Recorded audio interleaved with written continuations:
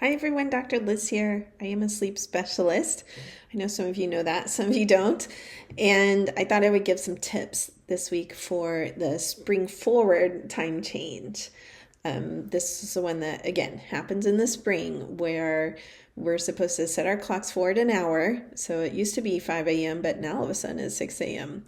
And people struggle with this. I'm going to say right here, give yourself a week or two to adjust. A week to 2 weeks, but I'm also going to give you some tips to help you adjust faster. That's my goal here. Biggest one is try to keep yourself awake as close to your regular bedtime as you can. So we start at night here. Let's say you normally go to bed at 9 p.m. and 8 p.m. is rolling around and your body thinks it's 9 p.m. So what's it doing? It's getting very sleepy. You got to do some activity to wake yourself up a little bit.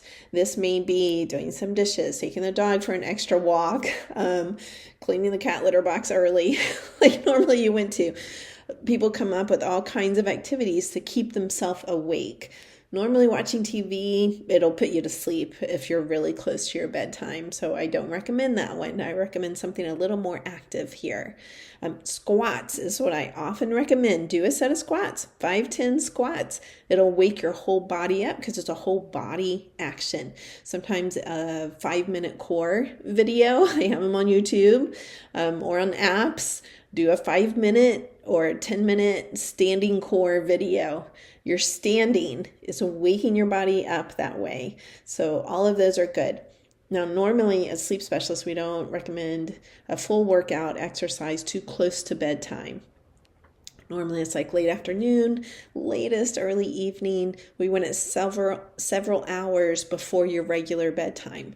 But this is an exception and you're just doing something brief here. Okay, you're just doing 5-10 minutes or something to wake your body up just a little bit so that you can make it to your regular bedtime. Second is try to get light in the morning when you wake up.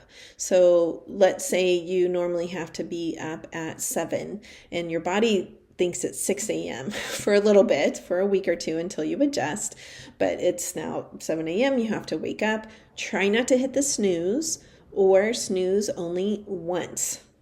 One time, that's it. Give yourself a one-time snooze, then go ahead and get up and turn the lights on wherever you are. In the spring forward time change, it's dark in the morning. So what we do is say, turn the kitchen light full on, bathroom light full on. Don't do like the little slider where it's just a little dim light. No, try to get full sunlight there. And then as soon as the sun actually does come up, try to get some natural light, just a couple of minutes in your eyes, no sunglasses. Step outside if you can, or even through a window where you're getting some natural morning light. It's going to help reset your clock. The other critical time to get light into the eyes is between 3 and 4 p.m. And again, through a window is okay, but if you can step outside and just get a couple of minutes of light in your eyes between 3 and 4 p.m., again, no sunglasses, even better. That's going to help reset your clock. Okay.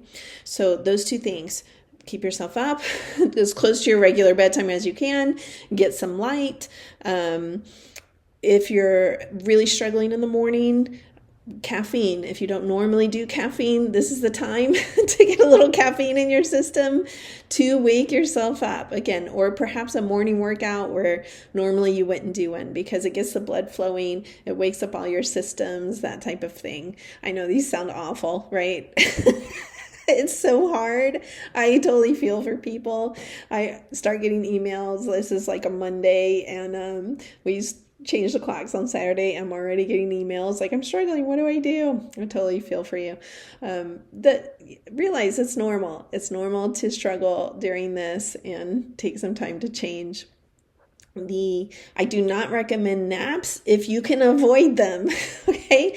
If you feel like I have to nap, sometimes it's for safety, like you have to drive or something, you're like, I'm so sleepy. Then what I do say is take the short nap. So not the hour and a half, which is what your body wants to do because it's missing about an hour of sleep. Take the 12-minute nap. Set your timer on your phone. This is what I do. I take a 12-minute nap and do that very brief nap, okay? Some people are like, 12 minutes, I won't even be able to get to sleep in 12 minutes. That's okay. You're resting for 12 minutes. And you may find you go, boom, right down. And then the alarm goes off and you're like, oh, maybe I guess I did fall asleep. Even for this brief period of time, that's what I recommend. If you really need the longer nap because you are doing something that requires your full awakeness, you can do that, but it's going to set you back a little bit. So realize, okay, I can take the longer nap, but it's going to take me a little bit longer to adjust to this change then. And sometimes that's a reasonable trade-off. Like, okay, it's going to take me closer to 2 weeks versus a week, but in the meantime, I'm safe. I mean, that's a good trade-off, right? All right. Those are my tips. If you have chronic sleep problems, like this is not just limited to the time change, please feel free to reach out to me. I am trained in cbt-i, cognitive behavioral therapy for insomnia, as well as hypnosis for insomnia. So we often combine the two, or sometimes we'll just do one or the other to help someone really sleep a whole lot better. And that's even decades sometimes that they've had sleep problems. 10 years is the average where someone reaches out for help. 10 years of sleep problems before they reach out for help. To me, that's like, whoa, it's a really long time. Even then, the research on cbt-i is that it can absolutely help your sleep problems and improve your sleep. So feel free to reach out to me through my website, schedule that free consultation, and see if we can work together. All right, everyone. Peace. Better sleep for you. Bye.